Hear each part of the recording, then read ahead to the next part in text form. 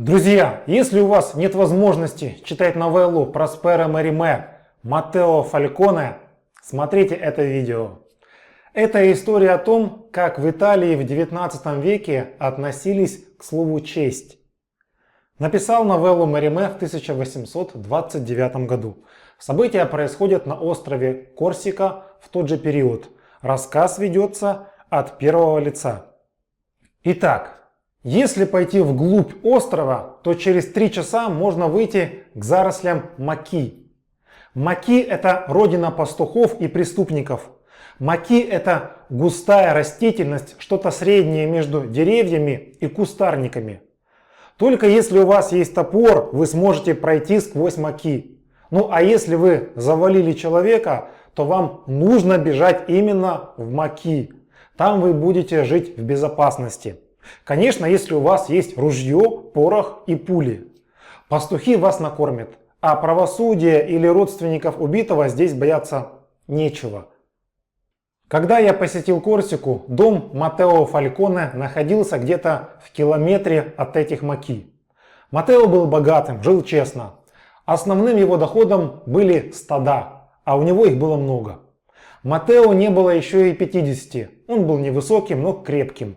А еще он очень метко стрелял из ружья. Наверное, лучше всех в тех краях. И ночью, и днем всегда попадал. Говорили, я не проверял, что он мог ночью с 80 метров попасть в лист бумаги. Затем листом зажигали свечку, потом ее гасили. И вот он в темноте стрелял и попадал. Конечно же, о таком стрелке знали все вокруг. Он был щедрым мужиком и врагов не имел. Хотя ходили слухи, что перед тем, как жениться, он убил своего соперника. Конечно же, выстрелом из ружья. Но ту историю замяли, а Маттео спокойно женился на Джузеппе. Жена родила ему сначала 3 дочерей. Он был в ярости. Ну а потом появился наследник. Назвал его Фортунато. Дочерей Маттео удачно выдал замуж. А сыну тогда было 10 лет. Он подавал большие надежды. Однажды осенним утром Маттео с женой ушли в маки посмотреть на свои стада.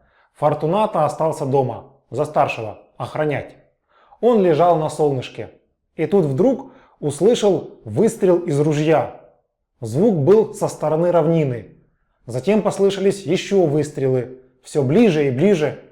И потом на тропинке показался человек. Он был в лохмотьях, заросший, опирался на ружье, потому что его ранили в бедро. Это был бандит. Он ночью пошел в город за порохом и попал в засаду. «Ты сын Маттео Фальконе?» – спросил он.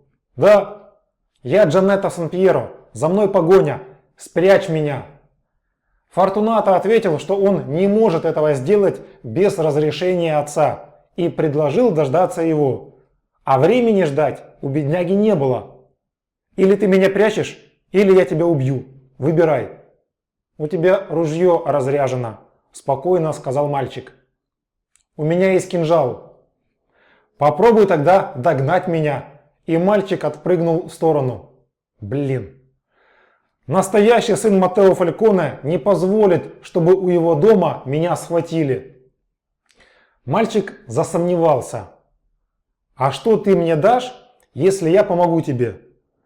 Джанетто дал ему серебряную монету. Тогда мальчик сделал углубление в копне сена, и бандит спрятался там. Фортунато положил на сено кошку с котятами, типа они там давно уже. Засыпал землей следы крови и снова лег отдыхать. Через несколько минут перед домом стояло 6 солдат. Сержант приходился родственником Фальконе. Его звали Теодоро Гамба. Настоящий гроза бандитов. «Привет, племяш! Видел здесь кого-то?» «Ну да, утром здесь проезжал священник». «Только что». «Нет, я спал». «Врешь. Выстрелы должны были тебя разбудить. Уверен, что ты видел преступника». И сержант распорядился обыскать дом. Ведь понимал, что хромой бандит до маки не дойдет.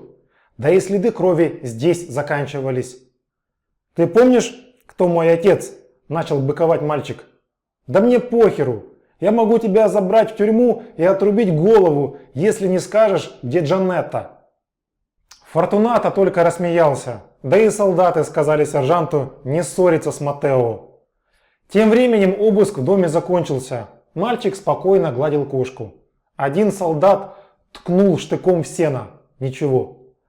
Тогда сержант вытащил из кармана серебряные часы. Дорогие часы. У Фортуната сразу глазки заблестели. «Хочешь?» – спросил дядя. Мальчик хотел. Очень хотел.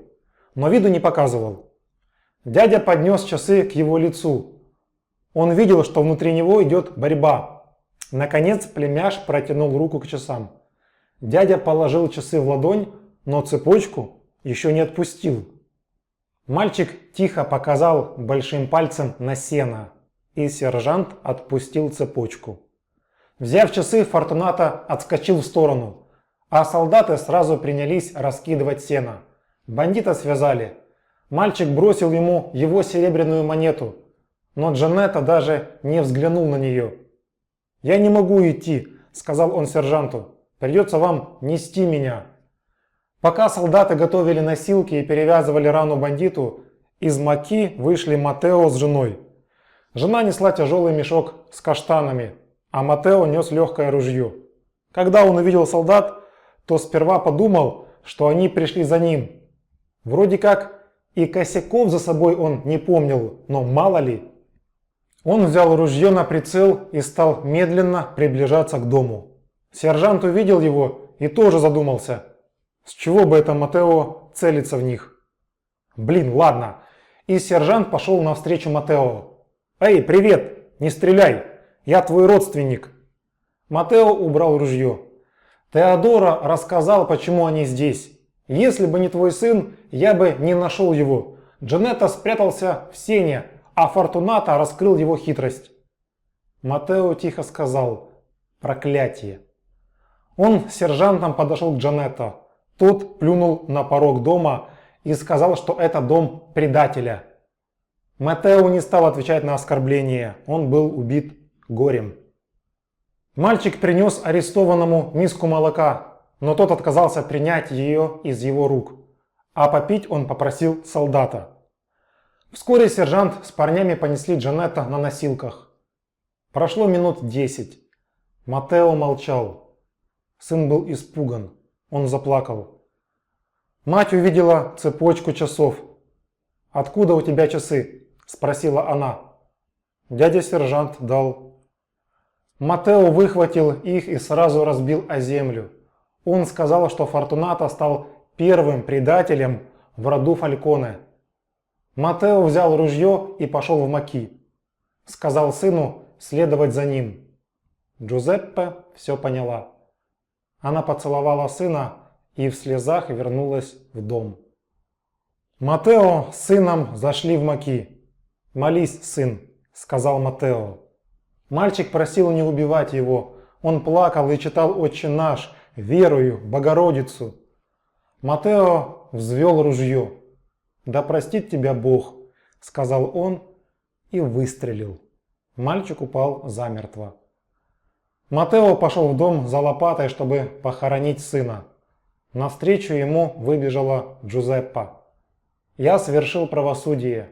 Он умер христианином», — сказал Матео. Вот такая история, друзья.